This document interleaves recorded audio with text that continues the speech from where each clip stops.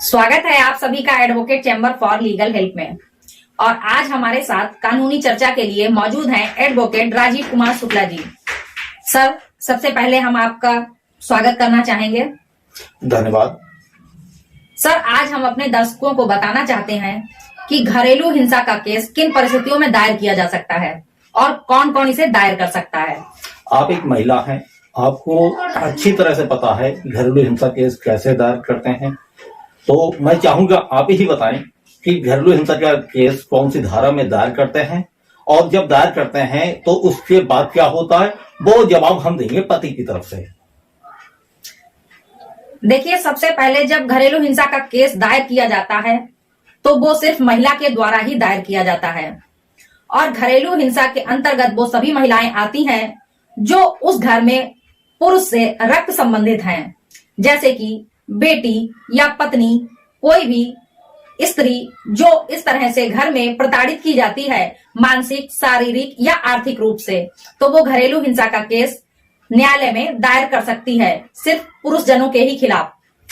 अगर पुरुष के परिवार में, पति के परिवार में यदि महिलाएं भी हैं, जैसे पत्नी की सास हैं, ननद है, तो उन्हें भी आरोपी बनाया जा सकता है घरेलू हिंसा में? जी बिल्कुल बनाया जा सकता है, क्योंकि जब कोई महिला विवाह होकर ससुराल जाती है और उसके साथ पति के साथ साथ ननद, देवर या जेठ, ससुर या सास कोई भी उसे किसी भी रूप से प्रताड़ित करता है तो वह घरेलू हिंसा के अंतर्गत ही आता है। मान लीजिए एक अधिवक्ता होने के नाते हम आपसे यह जानना चाहते हैं कि जब आप केस फाइल करते हैं उसके बाद क्या होता है, पति के पास कब सम्मन जाता है, कैसे सम्मन पहुंचता है, इसके बारे में कुछ बता दीजिए। देखिए, जब हम घरेलू हिंसा का केस कोर्ट में दायर करते हैं तो सबसे पहले उसमें डीपीओ रिपोर्ट आती है। डीपीओ रिपोर्ट में यह पूछा जाता है, जो कि विपक्षी होते हैं उनको फोन करके या किसी भी माध्यम से बुला करके उनके बयान दर्ज किए जाते हैं डीपीओ ऑफिस में, और उस बयान की कॉपी को न्यायालय में भेज दिया जाता है। यदि पति फिर भी ना आना चाहे, मान लो डीपीओ रिपोर्ट या प्रोबेशन ऑफिस में भी वो नहीं आ रहा है, उसके बाद आप क्या करते हैं कोर्ट में? देखिए, जब रिपोर्ट आ जाती है उसके बाद न्यायालय विपक्षियों को सम्मन जारी करता है और सम्मन जारी होने के बाद भी यदि विपक्षी नहीं आते हैं तो उनके खिलाफ एक्स पार्टे ऑर्डर किया जा सकता है, लेकिन इसके लिए यह जरूरी है कि जितनी प्रकार से सम्मन की प्रक्रिया होती है उन्हें पूर्ण कर लिया गया हो। एक और बात जानना चाहते हैं कि आपने केस फाइल कर दिया न्यायालय में, ठीक है, और पति के पास सम्मन भी रिसीव हो चुका है, तो क्या पति को जमानत करवानी पड़ेगी? अगर पति आता है, मान लो न्यायालय में पेश करता है, डायरेक्ट न्यायालय में आ जाता है पति और कहता है कि मैं हाजिर हूं, तो क्या पति जेल चला जाएगा? देखिए, ऐसा होता है कि जब पति या उसके परिवार वाले कोई भी न्यायालय में हाजिर होते हैं तो वो सबसे पहले एक अधिवक्ता नियुक्त करते हैं, जो कि अपना वकालतनामा लगाकर उनकी पैरवी करते हैं। उसके बाद पति या और विपक्षी गण जो भी हैं उसमें नामजद, उनको अपनी ओर से जवाब दाखिल करना होता है, जो कि वकील के माध्यम से किया जाता है। मान लीजिए पति की तरफ से मैं अधिवक्ता हूं, ठीक है, मैंने WS फाइल कर दिया, उसके बाद आप क्या करेंगे? उसके बाद देखिए, WS दाखिल होने के बाद यदि हमारे पास कोई भी, यानी कि पीड़िता के पास कोई भी ऐसा प्रति उत्तर है जो उसको वो दाखिल कर सकती है, या कुछ उसमें तथ्य ऐसे हैं जो अधिक रूप में रखे जा सकते हैं जो कि उससे परिवार से न्याय संगत हो, मतलब WS का भी जवाब आप दाखिल करेंगी? WS का भी प्रति दावा दाखिल किया जा सकता है। करेंगे। मान लीजिए ये पहला स्टेप है जो आपने कंप्लीट कर लिया, जी, ठीक है। इसके बाद दूसरा स्टेप, जब आप इंटरिम मेंटेनेंस के लिए प्रार्थना पत्र देंगी, जाहिर सी बात है भाई यही करेंगी आप, क्योंकि आप महिला की अधिवक्ता हैं तो आप चाहेंगी कि उसका दौरान मुकदमा कुछ भरण पोषण मिलता रहे, ठीक है। आपने इंटरिम का प्रार्थना पत्र दिया, तो अब यहाँ पे जो प्रोसीडिंग है वो आपके इंटरिम वाले प्रार्थना पत्र पर चलेगी या मेरा केस चलता रहेगा?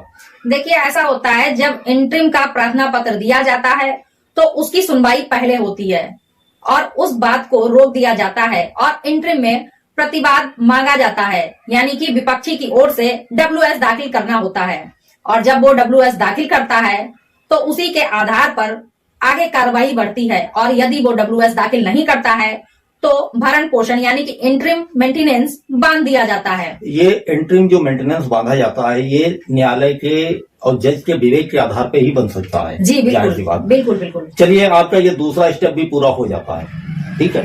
मान लीजिए आपका इंटरिम मेंटेनेंस जज ने नहीं बांधा, अब फाइल जो है वो साक्ष्य पे है जी, तो यहाँ पर साक्ष्य पहले पति देंगे या आप महिला जो पत्नी है वो साक्ष्य पेश करेगी, अपने गवाह पेश करेगी, इसके बारे में बताइए। देखिए ऐसा होता है जब कोई भी मेंटेनेंस मतलब इंटरिम मेंटेनेंस नहीं बनता है तो हाँ, फाइल आगे बढ़ गई है। उसके बाद फाइल वो जो आगे बढ़ जाती है तो उसमें सबसे पहले परिवादनी को अपने गवाह प्रस्तुत करने होते हैं और उसके आधार पे ही विपक्षी के वकील उस पर जिरह करते हैं। चलिए आपने जो है अपने गवाह पेश कर दिए, शपथ पत्र के आधार पे ही गवाही होती है जी, ठीक है। और मैं पति का अधिवक्ता हूं, पति की तरफ से मैंने भी अपने गवाह पेश किए है। अब फाइल जो है वो फाइनल बहस में चली जाती है। अब यहाँ पे क्या फाइनल बहस होती है? जी होती है। चलिए फाइनल बहस हो जाती है, उसके बाद फाइल जो है निर्णय में चली जाती है, फैसला हो जाता है, ठीक है। ये जानना चाहते हैं मैडम आपसे कि जो महिलाएं हैं ज्यादातर घरेलू हिंसा अधिनियम के अंतर्गत ही केस क्यों करती हैं? ऐसी क्या खास बात है? क्या इसमें बहुत तरह की सुविधाएं मिल जाती हैं, गुजारा भी मिल जाता है और स्त्री धन इस तरह कुछ बताएं इसके बारे में। जी बिल्कुल, ये बात सही है कि ये अधिक सुविधाजनक है। हालांकि लोगों को जानकारी नहीं थी तो लोग 498 का केस फाइल करते थे, लेकिन वो काफी समय तक क्रिमिनल होने के कारण चलता है और उसकी प्रक्रिया बिल्कुल इससे अलग होती है। ये एक सिविल प्रकार का केस होता है घरेलू हिंसा का, जिसमें जल्दी जल्दी मुकदमे में कार्यवाही होती है और जो परिवादनी होती है उसे जल्दी राहत मिलती है हर प्रकार से। उसमें वो मतलब चाहे एक साथ जो है वो कई रिलीफ इस केस के द्वारा प्राप्त कर सकती है और फैसला भी जल्दी हो जाता है। तारीखें इसमें 4 महीने बाद में पड़ती हैं या जल्दी तारीख पड़ती है इसमें? इसके बारे में इसमें ऐसा होता है कि 15 दिन से ऊपर तारीख नहीं पड़ती है। किसी केस में ऐसी कोई परिस्थिति हो कि 15 दिन से ऊपर तारीख देनी पड़े या कोई विपक्षी दूर के हैं या किसी अन्य जिले के हैं या स्टेट के हैं तो अलग बात है, वरना इसमें ज्यादातर तारीखें 8 दिन के अंदर ही पड़ती हैं। क्या घरेलू हिंसा का जो केस होता है वो कभी भी फाइल कर सकती है महिला या कोई परिसीमा अवधि होती है उसकी? देखिए परिसीमा अवधि तो इसके लिए कोई भी नहीं है और घरेलू हिंसा का केस कोई भी वो महिला जिसके साथ घरेलू हिंसा कारित हुई है वो कभी भी उसको दायर कर सकती है, चाहे वो उस समय पति के साथ रह रही हो या फिर पति से अलग रह रही हो, तब भी वो उस केस को दायर कर सकती है। इसका मतलब है जो घरेलू हिंसा का जो केस है तो पति डरे नहीं बल्कि लड़े, यही ना? मतलब इसमें कोई भी जमानत नहीं होती है, ठीक है। आदमी अपना जाता है, जवाबदारी करता है, पति अपने साक्ष्य पेश करता है और पत्नी अपने साक्ष्य, और जो भी फैसला होता है वो न्यायालय फैसला दे देता है।